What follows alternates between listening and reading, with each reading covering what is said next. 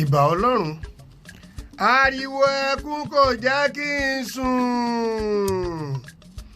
olórí orílẹ̀-èdè wa Chief Ayọ̀mẹ́yẹ ló sọ bẹ́ẹ̀ lákòókò tí wọ́n ń kọ́ àwọn ọmọ Èkó bí wọn yóò ṣe máa sun ẹkún láì di ara ilé kejì lọ́wọ́ tàbí ọmọ màálùú tí ó ṣẹ̀ṣẹ̀ ń dàgbà. ṣùgbọ́n ìròyìn kúmọkùmọ ló sọ bẹ́ẹ̀ o.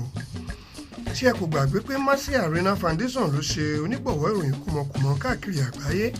KKK Event Management náà wà níbẹ̀ tí wọ́n bá wa ṣe oúnjẹ aládìídùn fún ayẹyẹ káyẹyẹ tí ẹ bá fẹ́ ṣe. ẹ pàdé wọn lórí Facebook àti Instagram ó bá yín ṣe dáadáa. ẹ káalẹ́ ìròyìn kúmọkùmọ ti jiná ẹ máa jíjẹ láti iléeṣẹ́ ojúkòkòrò Evangelical Ministry orílẹ̀-èdè Kùmátà.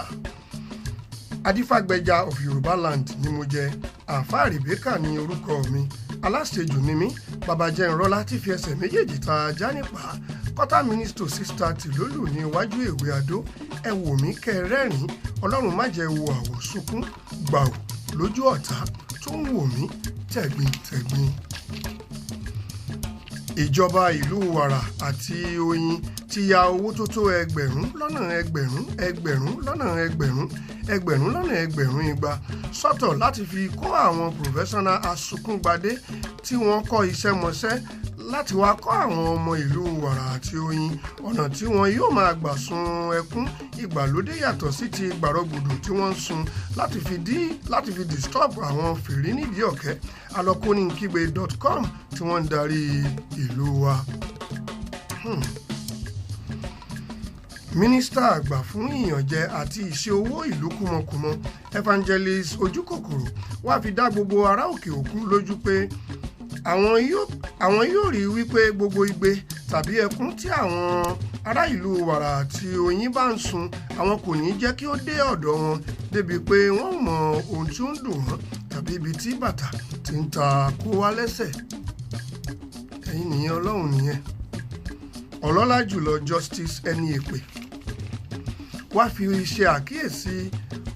pe àkíyèsí gbogbo ará ìlú àti ọ̀dọ́ pé kí wọ́n wo àwòkọ́ṣe lára olóyè Táíwò Hasan aka Ògògó tí ó jẹ́ pé bí ó bá fẹ́ sun ẹkún àsundá tàbí ẹkún àsunrìn yóò dáwọ́ bo ojú tàbí bo ẹnu fún àǹfààní àwọn tí wọ́n ní àrùn kúrúnà àbí coronavirus kí àwọn ènìyàn má bàa mọ ibi tí bàtà ti ń ta wọ́n lẹ́sẹ̀.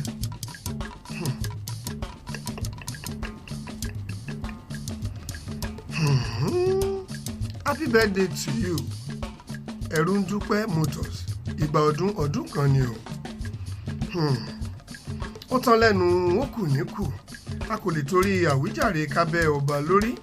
Ayọ̀ Olúyẹmí ló gẹ̀ẹ́tì ìròyìn fún wa màmá ìwà ló táìpù ẹ̀. Mercy Arena Foundation ló ṣe onígbọ̀wọ́ ìròyìn kúmọkùmọ káàkiri àgbáyé. Evangelist Ẹ̀gún ṣetán náà ló tú ní èdè Yorùbá sí èdè abínibí. èmi ọmọ yín igúnnugúnbà lórùlé àáfàá Rebecca ojútólé ojútóko ló kà á fluently sí etí ìwòran yín gbogbo wa ní kí ẹ mú o. so ó dá pápá ó rọ̀ ní dẹ̀dẹ̀ kó tó délẹ̀ ó so gbàdó ìyókù tún di ní ọjọ́ méje imú yín ní kí ẹ máa fi yín mú o. ẹ má gbàgbé láti subscribe lórí YouTube kí ẹ follow wa ní orí Facebook. ẹ ṣé.